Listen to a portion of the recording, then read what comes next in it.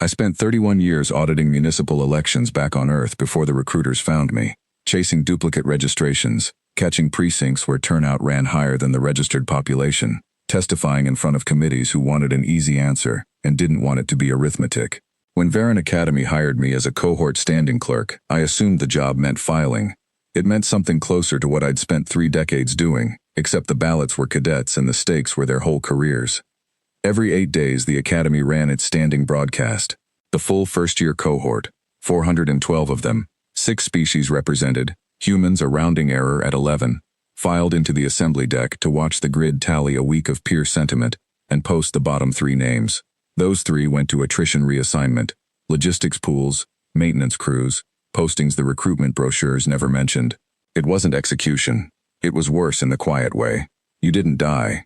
You just stopped being who you'd spent 4 years training to become. My job was simple.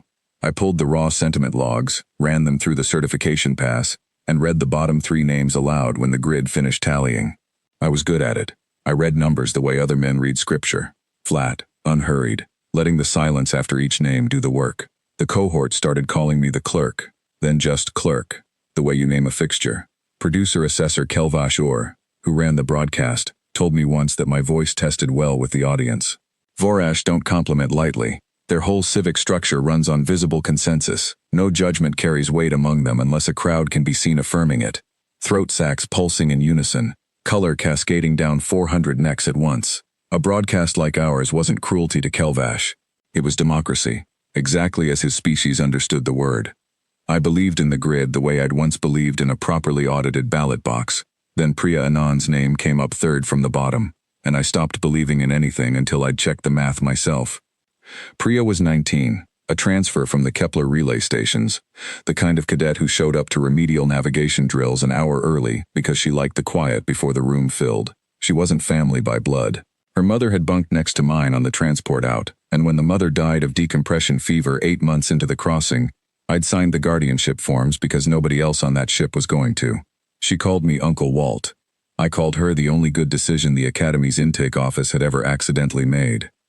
4 days before that broadcast, a training clip of Priya went out on the cohort's internal feed. She'd fumbled a docking simulation, overcorrected, sent a training shuttle into a slow spinning drift that took 11 minutes to recover. It was clumsy. It was also nothing.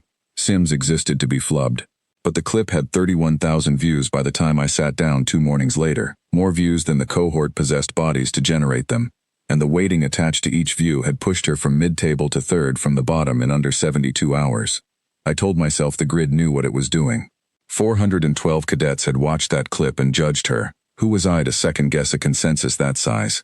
The other clerk on my shift, a Vorash named Senate Rowe, caught me pulling the logs a second time and told me, not unkindly, that I was about to break the one rule a standing clerk lived by: never question a certified tally in front of the cadet it concerned. Clerks who'd tried it before me weren't spoken of again in the assembly deck. Senate's throat sac ran a warning rust while he said it. I told him I'd spent 3 decades getting warned off by people who didn't want the numbers checked, and none of them had ever once been right. I ran the certification pass anyway, out of habit more than suspicion, the same way I used to spot-check precincts that had never once produced an irregularity in 20 years. And there it was, sitting quietly in a column I'd certified without reading closely for 4 straight cycles. The grid didn't sample sentiment. It counted every view as one voter, once, permanently, with no deduplication against device or session. On Earth we'd called that ballot stuffing. Here nobody had bothered to call it anything, because nobody who built the grid had ever needed to audit a crowd that could lie to itself with a single looping video. I went to Kelvash's office that night. His throat sac ran a slow, careful amber when I laid the numbers in front of him. 31,000 views, 412 possible voters, no deduplication logic anywhere in the certification chain. The audience has spoken, he said, which was the truest thing a Vorash could say, and also, I was starting to understand, the least meaningful. The audience hasn't spoken, I said. One device has. Looping the same clip 900 times an hour looks identical to your grid, as 900 separate cadets voting once. You built a system that can't tell the difference between a crowd and an echo. He didn't argue with the math. Vorash never argue with math. It's beneath a species whose entire legal structure is built on visible proof.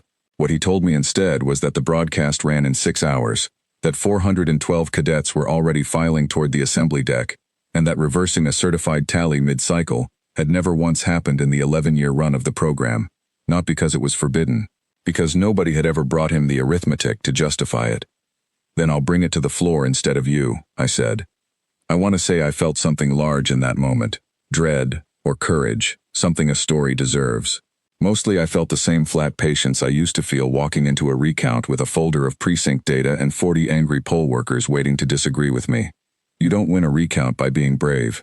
You win it by being right, slowly, in front of everyone, until the room runs out of ways to be wrong. The assembly deck seated the whole cohort in a rising bowl around the broadcast floor, the grid's tally column glowing on the wall above the stage where I usually stood to read 3 names and sit back down. I walked out early instead, before the grid had finished cycling, and Kelvash, throat sac still amber, still unreadable to me even after 2 years working under him, didn't stop me. That told me more than anything he could have said. I didn't raise my voice. I put the raw view count log on the display, the certification column beside it, and the gap between them lit up bigger than either number alone. 412 cadets, 31,044 counted votes on a single clip. I let the room do its own arithmetic before I said a word, the way I'd learned to let a jury reach a number before you hand them the conclusion. Cadet Anand's placement came from one looping video and a tally column that counts a view as a voter, I said. I've spent 31 years finding exactly this kind of gap in exactly this kind of system. It isn't malice, it's an unaudited assumption, and I certified it 4 cycles running before I looked closely enough to see it. That's on me, not on her. Nobody in the bowl spoke. 400 throat sacs held the same uncertain gray-white I'd never seen the color chart account for. Not agreement, not disagreement, something the Vorash hadn't built a shade for yet.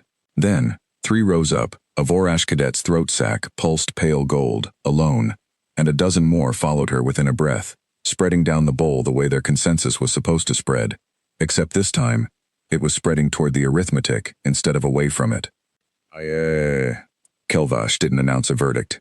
He didn't need to.